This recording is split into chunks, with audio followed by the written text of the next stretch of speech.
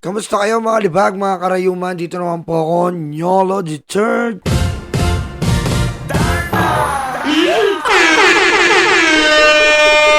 Ayan, magbibigay tayo ng reaksyon dito kay Dan Fernandez, ang lihim, tagumpay at pag-ibig ni Congressman Dan Fernandez. Nagyan natin to. In the spirit of transparency, Cassandra, I will tell the body, that you texted me and you called me. Sinabi mo kung ano yung dapat mong gawin.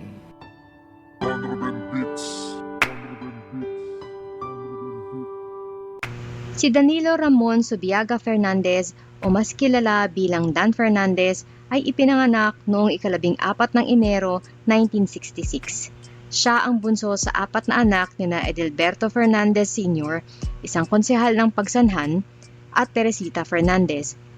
Mula sa simula, malalim na ang ugat ni Fernandez sa paglilingkod bayan.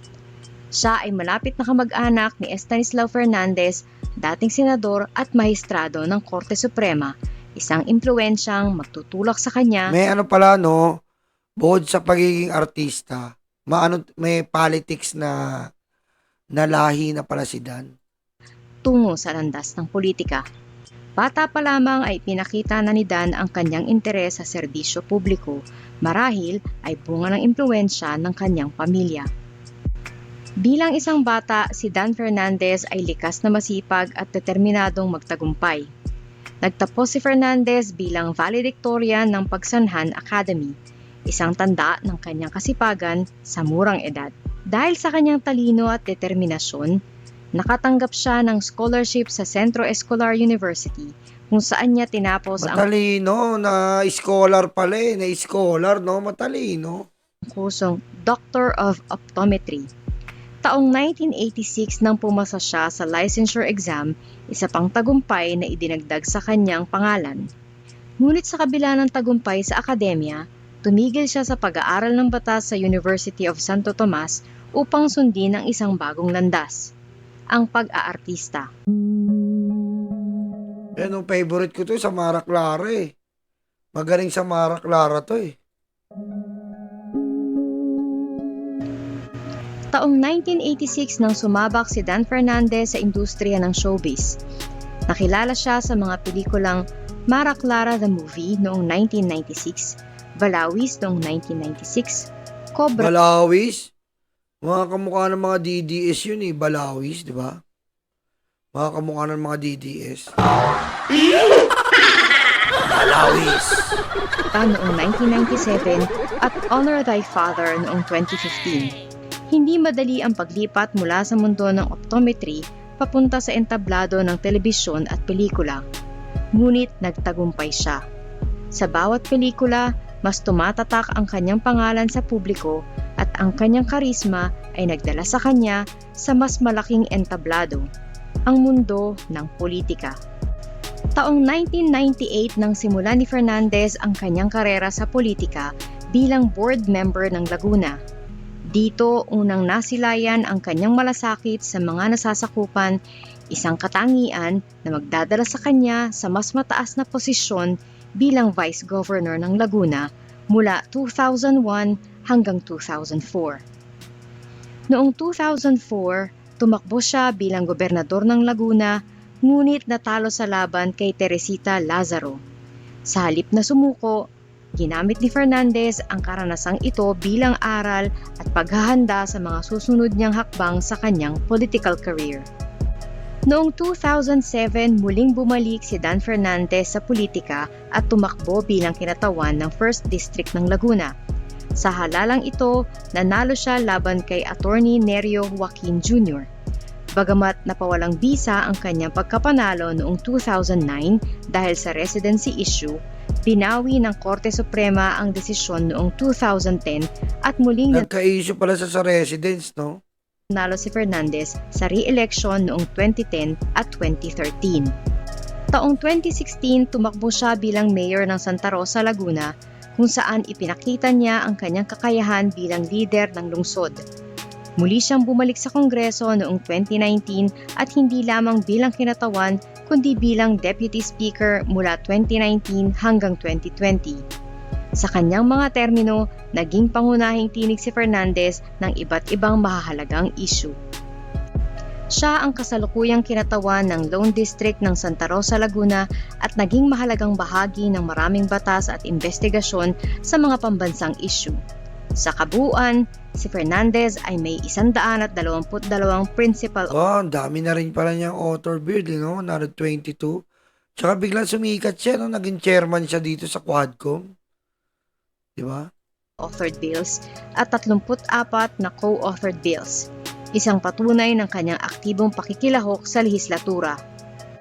Bilang chairman ng House Committee on Public Order and Safety, isa siya sa mga pangunahing nag-iimbestiga sa mga isyong may kinalaman sa pambansang seguridad, iligal na droga at krimen. Isa sa mga pinakakilala niyang batas ay ang Social Media Regulation and Protection Act of 2022 na naglalayong protektahan ang mga kabataan mula sa mga negatibong epekto ng social media. Ngunit sa kabila ng tagumpay sa politika, hindi rin ligtas si Dan Fernandez sa mga kontrobersya.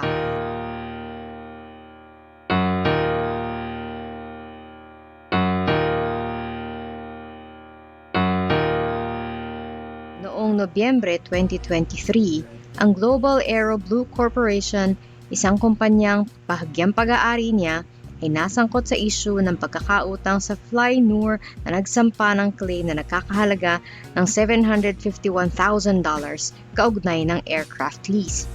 Isang kontrobersyang patuloy na iniimbestigahan at naglagay sa kanyang pangalan sa mga balita. Noong 2020, isang kontrobersyal na boto laban sa pag-renew ng prangkisa ng ABS-CBN ang muling naglagay kay Fernandez sa mata ng publiko. Bagamat isa lamang siya sa mga bumoto, marami ang nagtanong sa kanyang intensyon lalo na't siya mismo ay galing sa industriya ng entertainment. Hindi rin pala siya bumoto sa sa ABS-CBN. Bukod dito, si Fernandez ay isa rin sa mga pangunahing personalidad sa mga investigasyon tungkol sa Philippine Offshore Gaming Operators o POGOs. Dito, inilahad niya kung paano ginagamit ng mga POGO operator ang kanilang kita para pondohan ang drug trafficking at iba pang kriminal na aktibidad.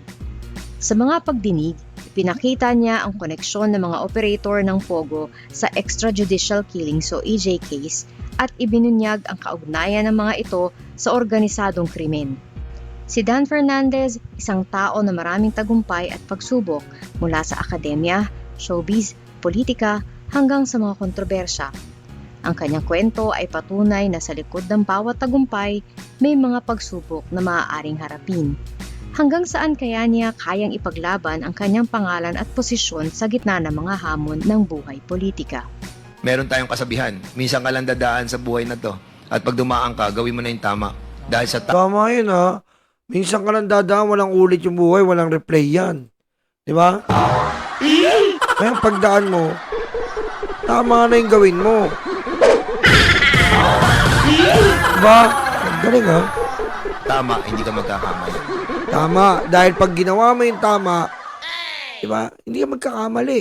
Malaman ha.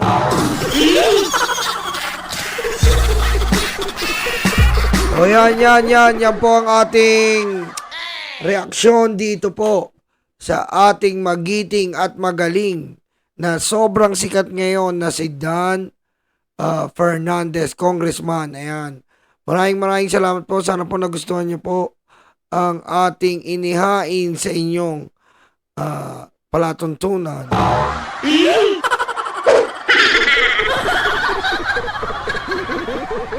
Ako na naman po si Nyolo III.